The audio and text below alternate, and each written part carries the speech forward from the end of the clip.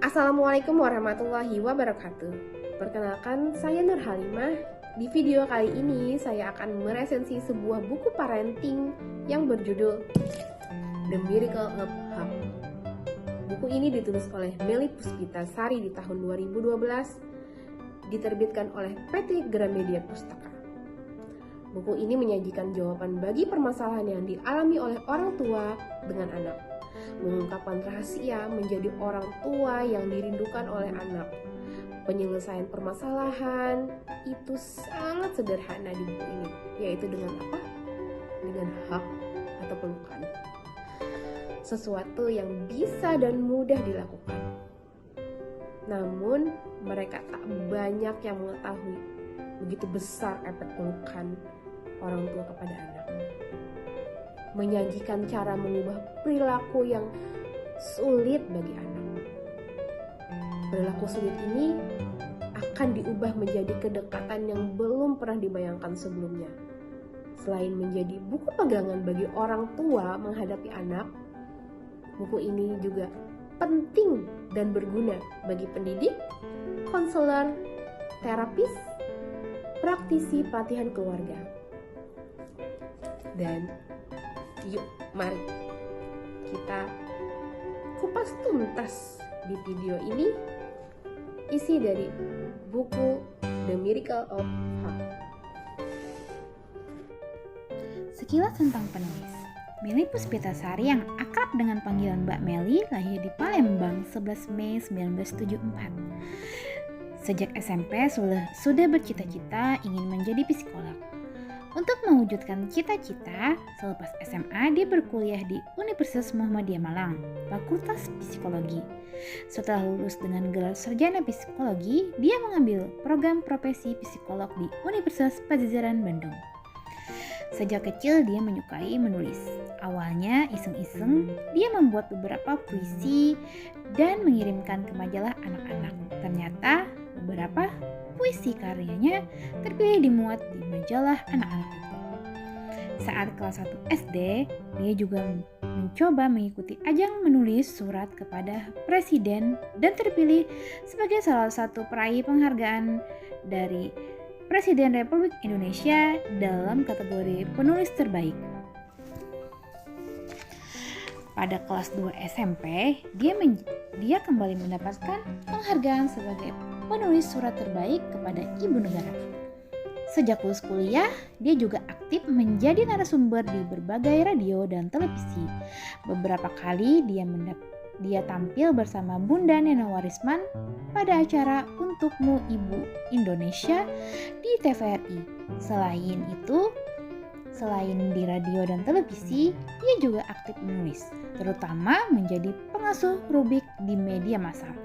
Sejak tahun 2005 sampai 2008, Mbak Melly menjadi penulis rubrik konsultasi curhat Mbak Melly di koran Tribun Batam, dan tahun 2006 menjadi penulis rubrik konsultasi buah hati di koran Sindo, dan saat ini menjadi penulis rubrik konsultasi remaja di majalah Umi.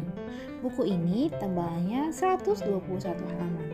Salah satu alasan buku ini hadir adalah untuk berbagi tentang rasa dan manfaat pelukan yang ternyata ampuh menyelesaikan banyak persoalan di dalam keluarga, bahkan menumbuhkan suasana serta kelekatan baru antara ayah, ibu, dan anak. Tampaknya pelukan memberikan manfaat yang luar biasa terhadap kita. Hasil penelitian yang dilakukan oleh para peneliti dari University of North California, Amerika Serikat, menyatakan bahwa pelukan yang sederhana bisa menurunkan tekanan darah dan mengurangi stres.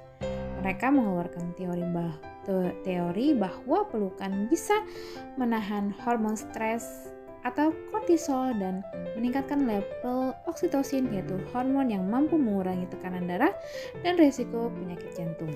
Pelukan yang dilakukan dengan tulus, penuh kerinduan dan kasih sayang mampu mengubah kekecewaan menjadi kekuatan dan kebanggaan. Luar biasa, pelukan mampu membuat hubungan yang awalnya kering tandus menjadi hubungan yang hangat, mesra, dan menimbulkan rasa nyaman. Bagaimana hubungan Anda dengan mutiara kecil Anda? Seringkali orang tua menilai perilaku anak dari apa yang tampak secara kasat mata. Orang tua lalu segera menjuluki perilaku itu dengan bahasa yang negatif, yang pada akhirnya justru memperkuat perilaku negatif tersebut. Permasalahan yang saat ini mengemuka berawal dari tahun-tahun sebelumnya. Tidak ada masalah yang tiba-tiba muncul. Semua pasti ada penyebabnya. Kebaikan apa yang saat ini ibu berikan kepada buah hati akan ibu lihat hasilnya beberapa tahun mendatang. Seringkali hubungan dengan anak menjadi renggang ketika ada hal yang lebih menyita perhatian seperti kelahiran adik.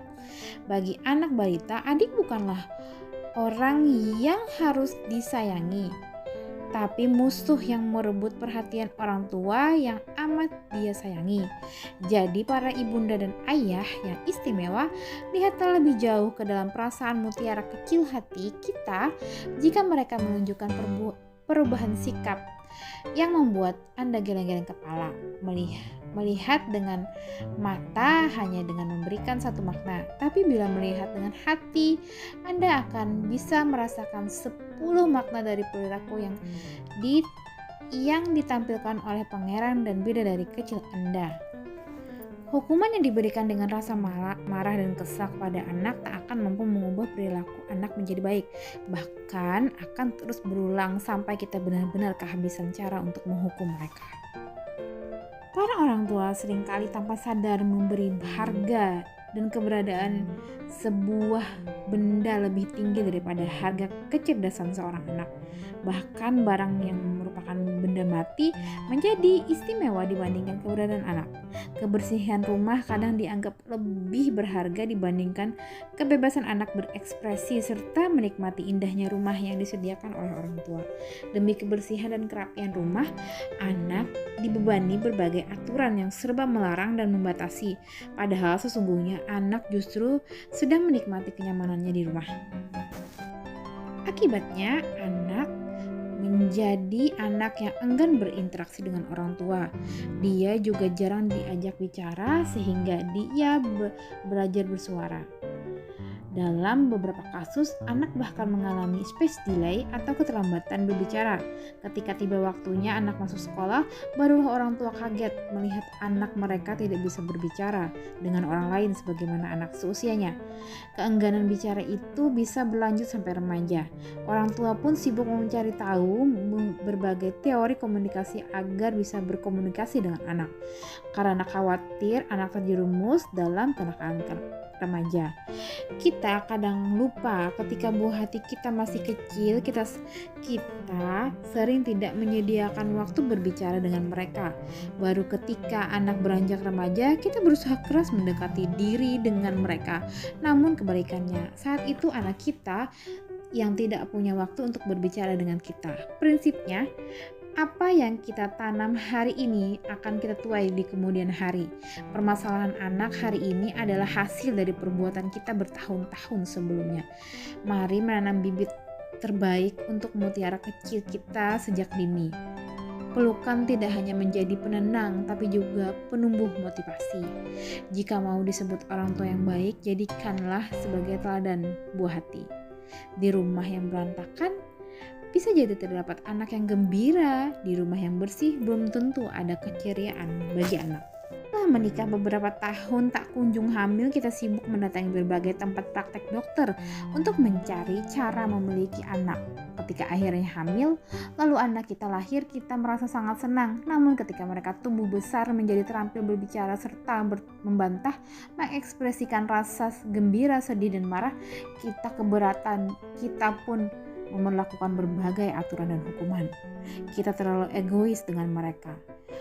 Ketika mereka sakit, semua doa menunjukkan bahwa kita akan menjaga mereka, kita akan memanjatkan doa untuk mereka. Namun kalau mereka sehat, kita justru menyanyiakan, bahkan kembali menyakiti hati mereka. Mulai sekarang beritahu mereka bahwa kita adalah orang tua yang pantas mereka sayangi dan patuhi. Lihatlah kehadiran mereka pertama kali dan lihatlah perlakuan kita pada saat ini. Apakah selalu tersedia sejuta senyuman kita seperti ketika pertama kali menyambut mereka ke dunia?